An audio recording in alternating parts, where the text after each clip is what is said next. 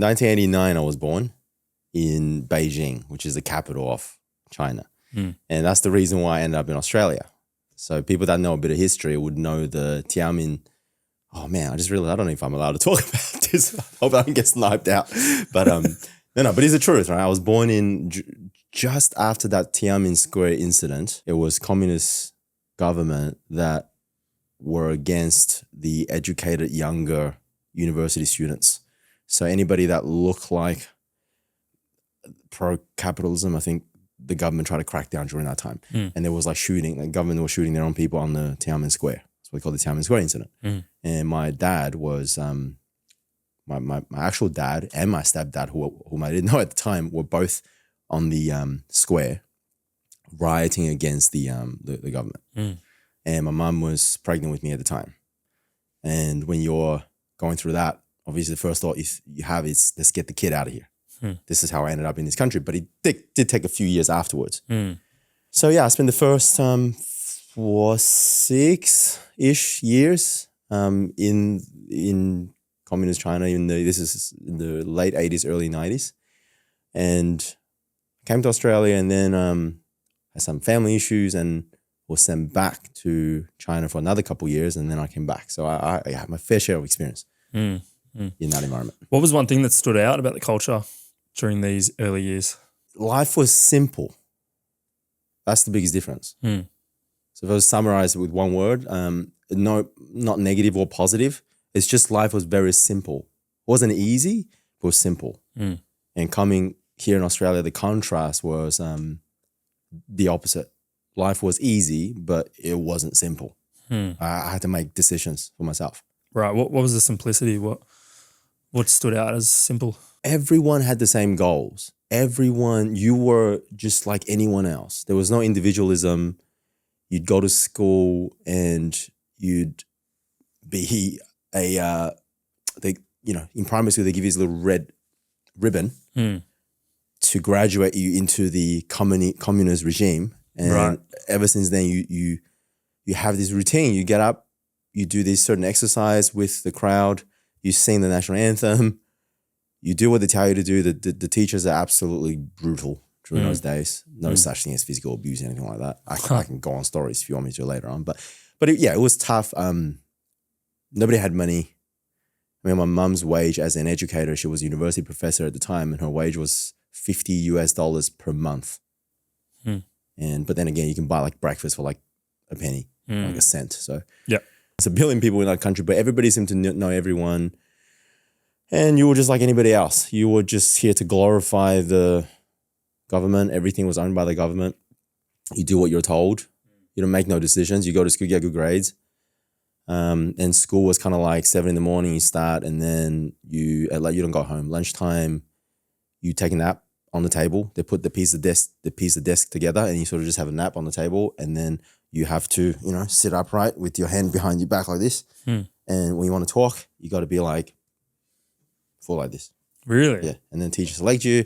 Don't you dare do anything wrong because you'll get the shit kicked out of you.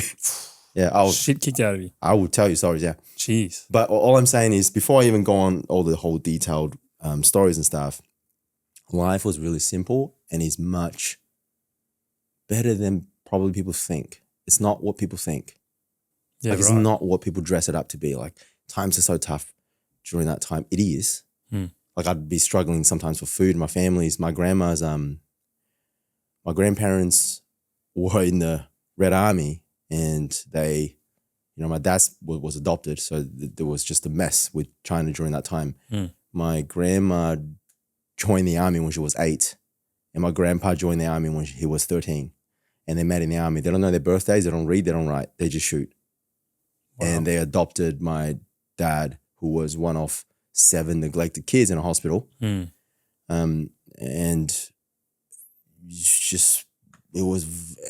her dream was to be able, her success defined in life was to be able to eat wheat floured buns. That's her dream. And she achieved those dreams. That's their life. Because growing up, corn, the little triangle shaped corn buns is what they used to eat. Okay, yeah. And they're rough, they're coarse meals. They're for like poor people. and they will just wish one day I can grow up and have like soft, you see in Japanese animes, like the soft white buns. Yeah, They right. dream one day they can eat that. Okay. And I just remember growing up in my first few years with them. Yeah, they'd be like, taste it, grandson, taste it. You can taste the sweetness in the white buns. And I remember tasting like, okay. So life was very simple. Yeah, okay. So This is an overall view of it without going into the details yet. yeah, right. So it was almost simplified to the food you eat, like the luxury of food that we have here in Clothes you Australia wear, and yeah. that most people are really, really familiar with. That was the differentiator, effectively. Yep. And there is so much culture built around that simplicity. Like there's not enough food to eat. You don't eat meat. Meat is very expensive to get. So there is a traditional fable in Chinese, like a fable. It is probably related to another story, but just to show you how scarce food is, meat is rare. Fish is even more rare, and that's nutritious. So everybody want to be able to feed their kids fish. And the fable that I was taught growing up in was when you have kids, you always buy them the best fish, but you give them the body, and the mom and the parents always eats the head and the tail because there's no meat on that. You give the meat to the kids, Right. and then and the story is that this dumb kid grew up and became rich and became successful and bought fish for the mum and keeps giving mum the head and the tail because he thinks that the mum likes the head and the tail. Right. So don't be that kid. I was always taught, growing up, give back to your family. That's one's sacrifice for you. Yeah. But that gives a bit of a context of like how life was. Yeah. What would the happiness levels be, would you say? For me as a kid, honestly, 9.5. Really? Well, that would be quite surprising to hear. Can you dive in a bit deeper on why that was? I will. Can I just? I can't remember. I mean, I was probably 6 or 7. Yeah, right? yeah. So I can probably remember stories, just stories. Can just like, you know how you have vivid like memories, but I'm not really sure what happened before or after. Just moments Like a of dream. it, right? Yeah. I'd walk to school in primary. This is grade 1. Grade 1. I'd walk to school and I'd bump into other kids along the way, also walking to school. I just remember this one time I was didn't do well in my grades or something. This is like grade 1. And because my dad has already left the country, this is going to be complex. My dad left the country. He's in Australia trying to make a living before I came here. And my mum, they divorced. My mum is, it's complicated. My mum, once you're divorced, the man gets given the house, and my mum didn't have a place to live. So she didn't have the capacity to raise me in my early years. So I had to live with my grandparents. Anyway, so my grades were bad, and the teacher goes, when your grades are bad, go study, go to this guy's house, go study with your classmates. Don't go home until you finish his homework. So, okay. It's very tough. And then I just walk home to follow him to this guy's house who I've never met. And his mum just, okay, you guys study here. And I think we start at like 6 and he went to like 10 p.m. And we're still going. And my grandma don't know where I am. But I'm just like maybe a few 100 meters down the road. The mum will cook for us and be like, I think he's late. Even though you haven't finished the homework, maybe you can tell the teacher tomorrow that you guys worked hard. Maybe you can send the kid home. And then, okay, we can pack up now. And 11 p.m. I'd walk back home. And my grandma would just be like, yeah, you should study hard.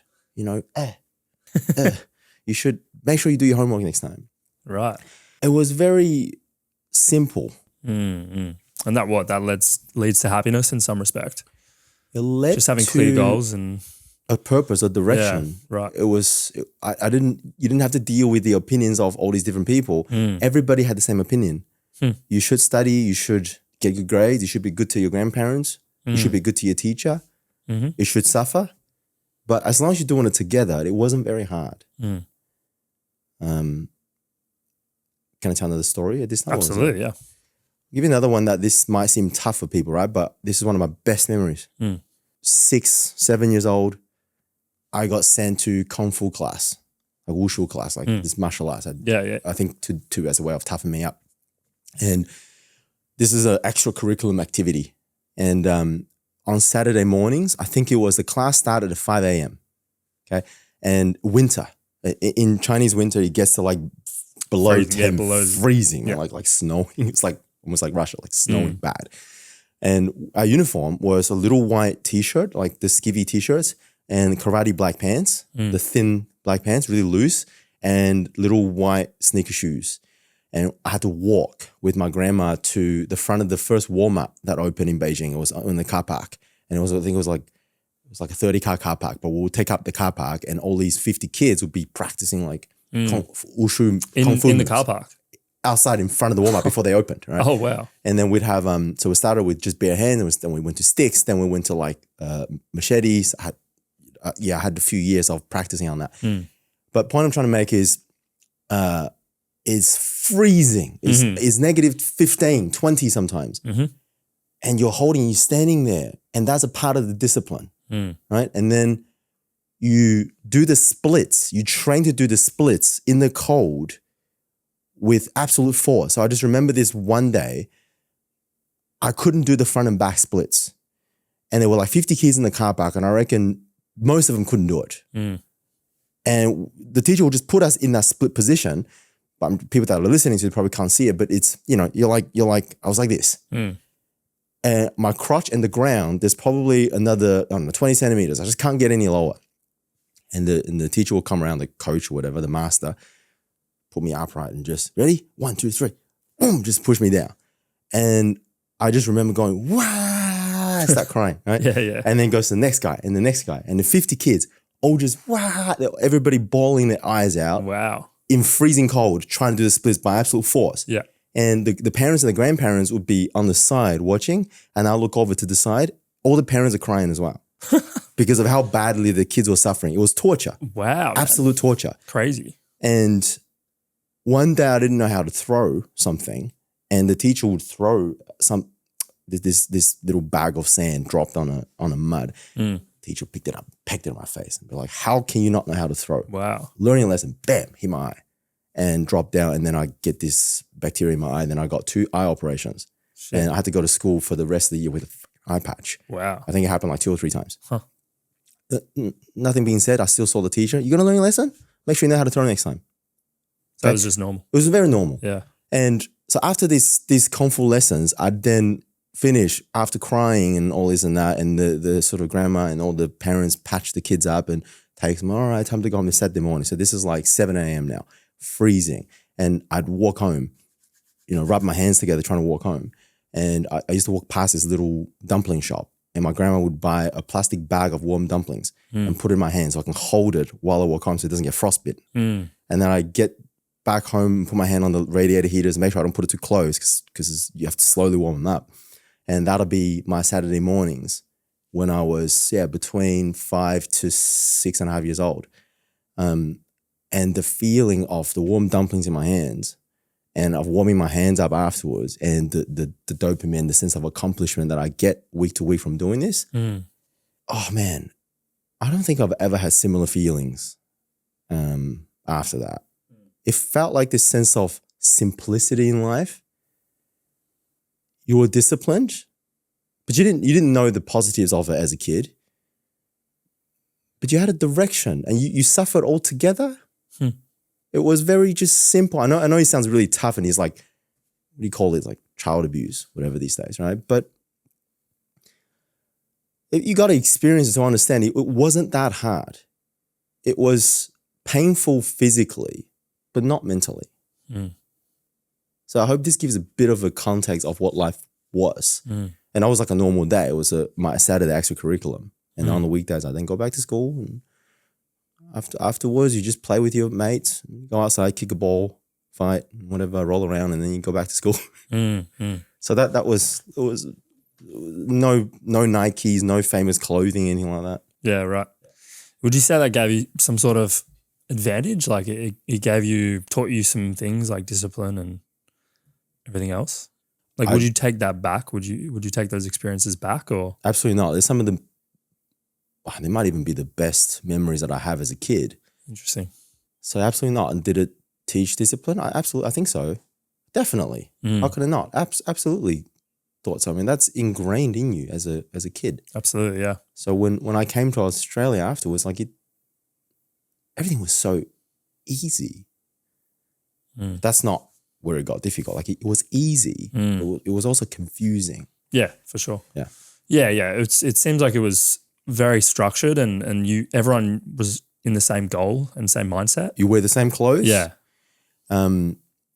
Yeah, and I one day, I think I skipped over the story of how you get graduated. People that watch, those Asian movies back then, they might wonder why all the little kids wear a little red ribbon. I got a photo. I can show you. Yeah. This is the first time Fraser's seeing this photo. So the story behind this photo, right, was when you're in grade 1, if you're a good kid, you'll be selected by the school to graduate you into this, I can't remember what it's called, but into this communist version of graduation. You get your little red ribbon. Interesting, right. Okay. And the red ribbon is red because it's dyed red by the blood of all the soldiers that died in the war. Whoa. Okay. So that's the symbol. Yep. This is why the communist flag is always red. And you wear this red ribbon with pride every day. You go to school, that's the part of the uniform. And for my grandparents who were in the war, who was raised in that culture, that was like everything for them. So they took this photo. So this was 96. She took this photo. My grandma took this photo, 96 October 20th. So that was the year I was born. You can put it on the screen later. So what I came in the door, I remember this vividly. She was like, "Wow, you got the ribbon. Sit down." So sit down there. Let me take a photo of you. My face was just like, really? I did not. You know the meme of like Steve Carell is kind of like, "Congratulations." Oh yeah, you don't know what happened. Yeah. I was sitting there going, "Yeah, I don't know what happened. I got this little red ribbon today." Yeah. So ever since that day, you wear that. That means you're a good kid. You wear it all the time to school. All the time. Yeah, right. Huh. So if you look at North Korea movie documentaries right now, same thing.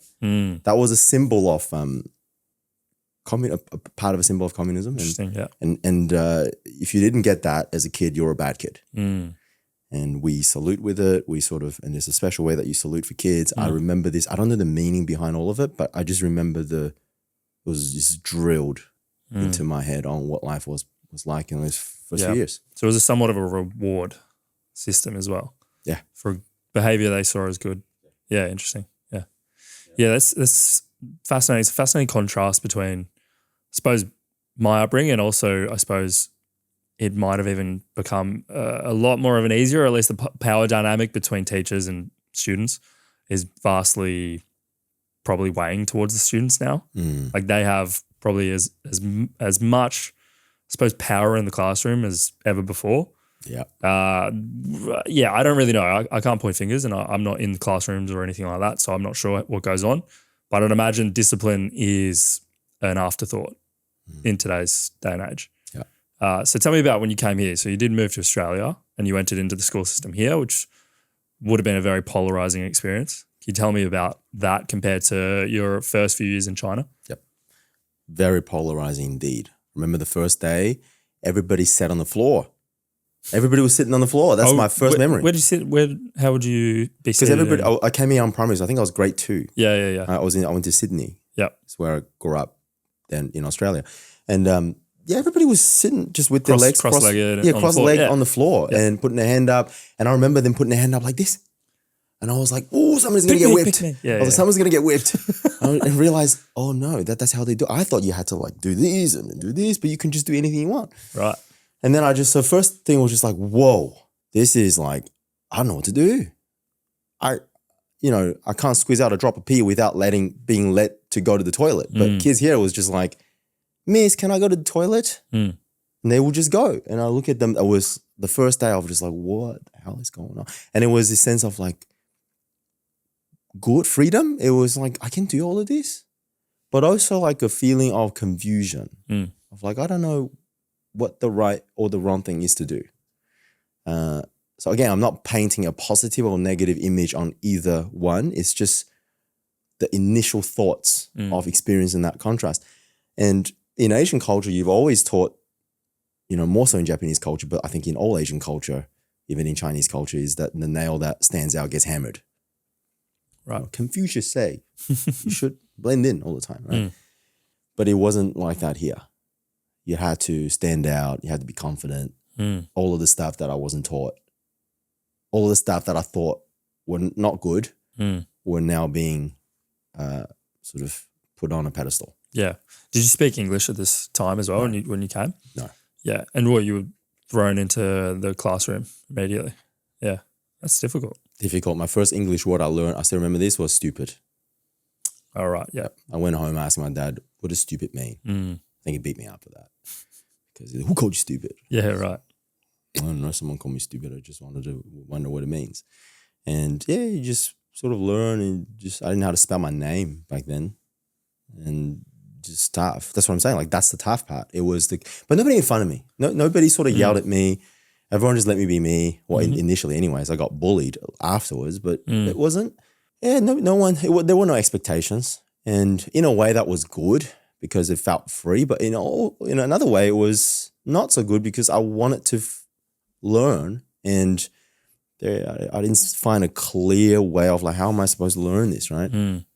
And I think one of the biggest struggles was my family background at the time. I didn't have my mum. It was just my dad whom I've had issues with. I was never close, and he passed not long after. So I think a lot of it was family background. But the surprising part was I got taken to this country because it was better. Like, it was objectively better.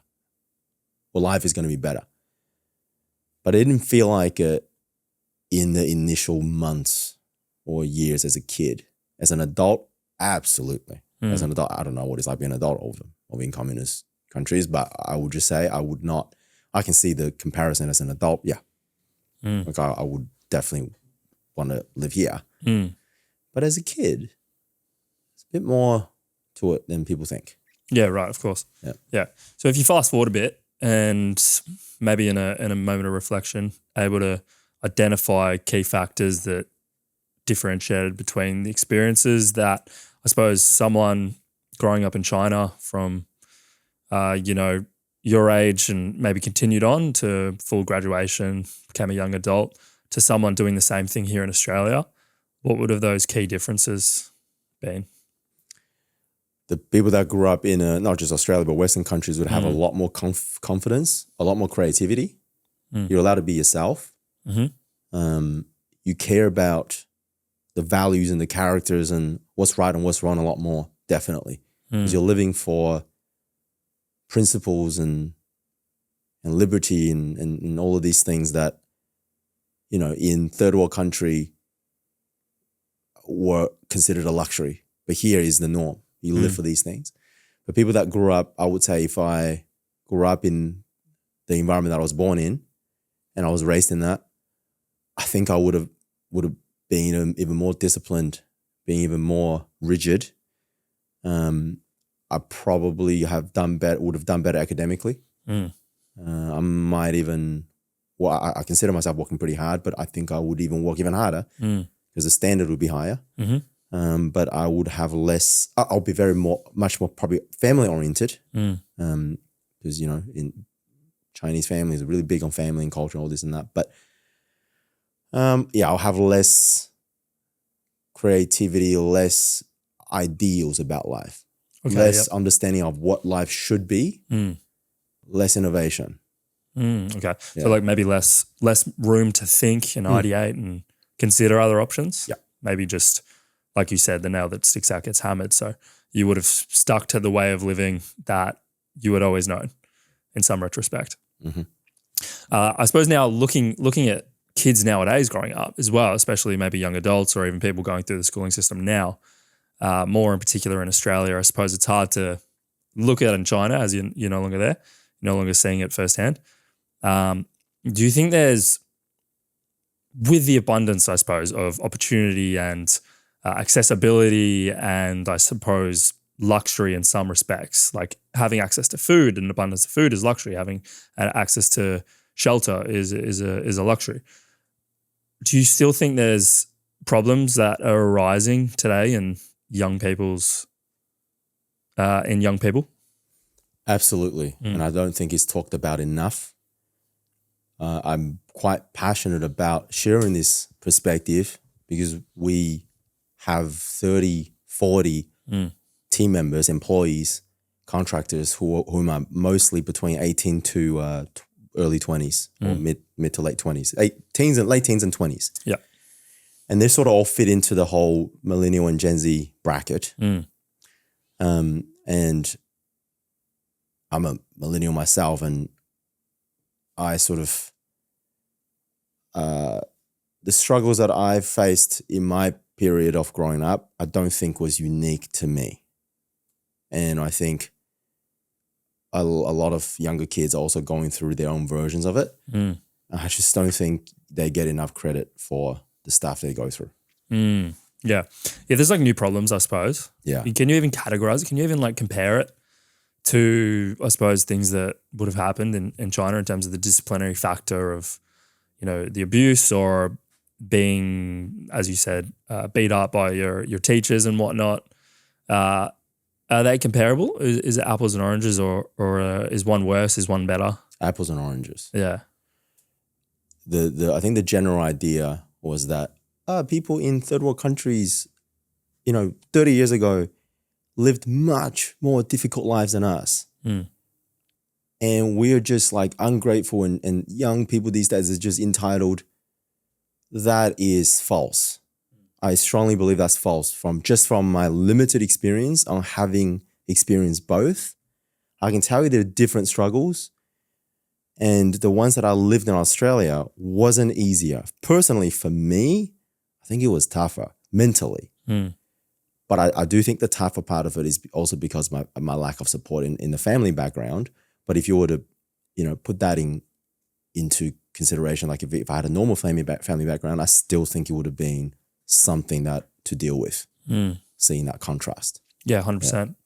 Yeah. Well, why do you think the older generation are so quick to cop out the younger generation, to call them soft, to label them as ungrateful? Because I think and I was one of those, by the way, because I employ people and I hire younger kids a lot, and I've put my hand up, just say I'm guilty for, especially I'm 36 this year, maybe in my late 20s. I would say, these kids are so soft. I'm the one to go and say that. They can't even work 40 hours a week. They can't even do this. I think it's because I was comparing.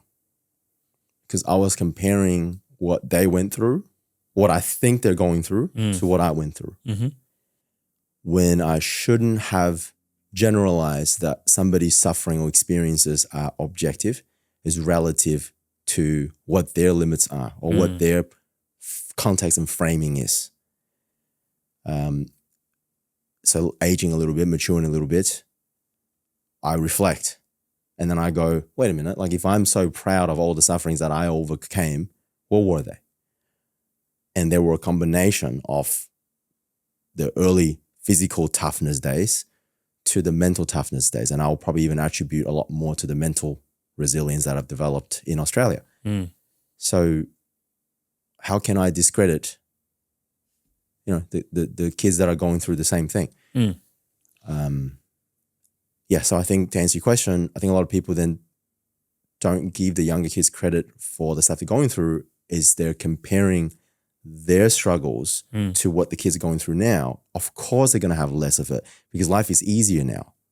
And we're responsible for that. We help progress technology and society so that they can live an easier life. But that's apples and oranges because they've now gained a lacking in somewhere else that also our previous generation hasn't experienced. To answer your question, yeah, absolutely.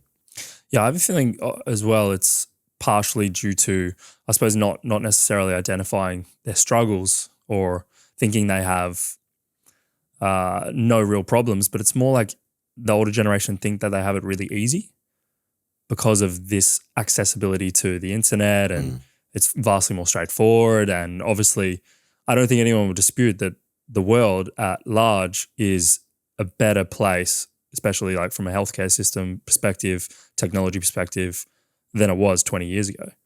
It's made vast advancements. But does that make it have less problems? Probably not. It creates newer problems, I suppose. Like is an easy life necessarily a good life? Is some sort of question that we need to be asking here, because you create no friction for the generation, I suppose. Then what ends up happening? They probably end up being a generally softer, maybe more brittled generation. And then where does that lead, I suppose? So what are some problems that you see that from the access you have to the community in terms of, you know, your current employees? Yeah. Being on the younger side, what are some problems that you say? Yeah. First of all, just rephrasing what you just said back then, the question you just asked, is having an easier life a better life? That, I think, is the right question. I think that's the point of what we're doing here on this episode. So maybe people can have a think about that. Is easier life a better life? Okay. Maybe if I were to just on top of my head think about the two main problems of from what I see from our younger team members. One is the inability to relate to others like them. So even though they're connected with millions and if not billions of people on social media, and they would meet 10, 100 times more people than they would, you know, than their grandparents would have, I don't think they have as deeply of a connection to as many of them as I did in my first 5 years of my life in communist China. Everyone had the same problems. But here, an 18-year-old could be struggling with financial problems that they have to work X amount of hours and help pay the house's mortgage. And somebody else could be the trust fund kid that cannot relate because he has too much. And somebody else could have something completely different. And you have millions of people posting their lives and their opinions on social media when I think in the earlier years of our lives, not even in the earlier years, all the way up until when we can make our own decisions, it's probably adulthood, you kind of want an objective direction, right? You want someone to tell you that, hey, you're doing well, the reassurance to give you the confidence to pursue, to keep going in life instead of like feeling lesser. And there's so many accidental ways that you can feel like that now. And I think social media is a huge, I love social media, right? But this is definitely one problem that is caused that the previous generation aren't seeing. They didn't grow up with millions of people's opinions and options. And then we call them that they have no resilience, young kids, but yeah, because they have options everywhere. You can find, you don't even need to apply for jobs. People poach you on LinkedIn. And kids make money from selling the right Bitcoin and buying the right NFT and I don't know, making a social media content page of which wasn't even available just 10 years ago. Of course, they would have less resilience because they have all these temptations. So that's one, is a lack of relatability in their own situations to other people that makes them confused. That's one. And two, I think, second part of it is, how do I word this? If they go online and vent about the problems that they have, they're sort of trauma dumping. But if they don't and they go online and start to share all the good things that they've achieved, they become part of the problem, just flexing and giving people wrong perspectives of what like, you know, it's like you see the prettiest people on social media. I mean, it's great. It gives us aspiration. But another thing is like, damn it, man. Like, my problems are unique. I'm the only ugly one. So I don't know how to solve these things. I just, from what I see is, all of our staff members, damn near 40 of them have unique problems. Some of them, maybe a few of them can relate, but most of them can't. They have their unique problems. And few of them feel like they can come out and just openly talk about it. Yeah, got you. Yeah. I do get that. I think like the highlight culture in social media can be a bit of a negative sometimes, especially when people are caught up in the comparison game. Like the comparison is the thief of joy, essentially. So, you know, if you're constantly on there and you're looking at people that vastly seem to have it all figured out and have the best life and whatnot, and, you know, starts to negate your own personal view of yourself. Like you said, the prettiest people are on social media. So if you're constantly on there, you'll probably start to feel a little bit less of yourself. As well as the whole idea of like the man up culture or the get over it kind of culture. It's so ironic because it seems now more than ever people like do kind of express their problems, but also get told to like get effed maybe as much as ever. So even when you do open up, you're then met with more combativeness as well as support in some respect. But sometimes like the boos from the crowd sounds so much louder than the support. So I suppose, I don't know, it's a difficult one, but it's true that the internet and social media is here to stay. This has created like new problems for the younger generation. How to navigate it is very difficult. It's not as easy as just saying like remove yourself from it, because I don't think that's essentially the solution. But if you were to ideate, I suppose, do you have any ideas to people going through this if they do feel like they're beating themselves up or they're creating these problems for themselves? How do you kind of separate yourself from that? I think it goes two ways, on two parties. On the victim end, I don't mean victim in a bad way here. I just mean that on the receiving end, if you feel like you're going through some stuff, yeah, it is up to you to have a little thicker skin. You have to be tough. You do have to. That's something that only you can do. And understand. Just have a bit more resilience. Try your best to understand that this is your thing to go through. Other people have theirs. This is your moment. But on the other side of it, the people that are on the audience side, have a little more empathy. I think that's everybody can do a little bit before you make a comment on social media, right? And this is nothing that annoys me more. Just nothing breaks my heart more to see like absolute brutal comments to people without considering another person's feelings. You would not say to somebody's face, not because that you're afraid to confront them, right? A lot of these comments, but because you will hurt someone. And if you were to be in real life to the people's face, they might have a tear come out of their eyes and you would feel, all of our hearts are made out of flesh, and you would feel bad.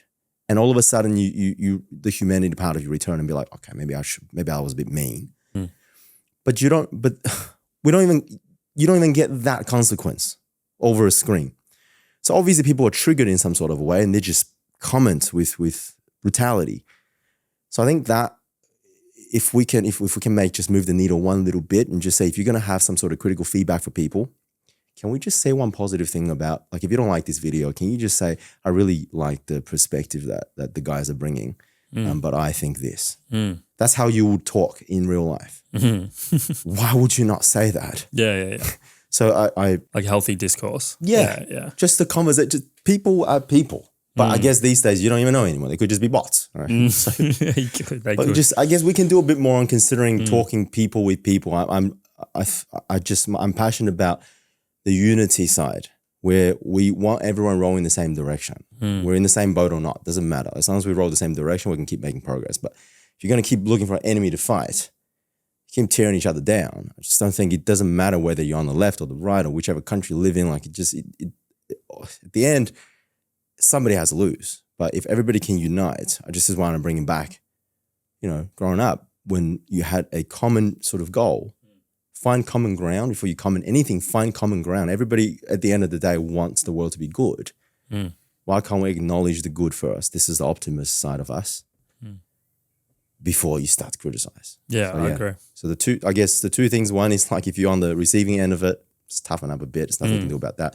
Two, if you're the audience, mate, just, can we be kind? Just be kinder to people. Yeah, I get that.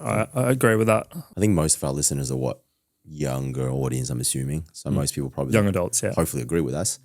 But if any older generation is listening to this, and if they're a part of like the problem of pointing fingers, the best analogy that I sort of heard about this, right, was, you're holding up that bottle. That sort of gives me that analogy. It's like, if you so there's water in that bottle, and if I was to put a drop of ink in that water, it's going to change the color of that water, right? Yep. And how dark it goes is just dependent on the amount that I put in. But without a doubt, is going to spread everywhere. So that's challenges, suffering, and pain. Is all we're arguing over is the amount. But Right. it's the ability to, with the tolerance that we have, is relative. And for the people that are saying that, oh, this young generation's soft, well, I bet somebody will call you soft as well. So based on whose measurement are we going on? So this is why I'm saying, like, I think they're just comparing.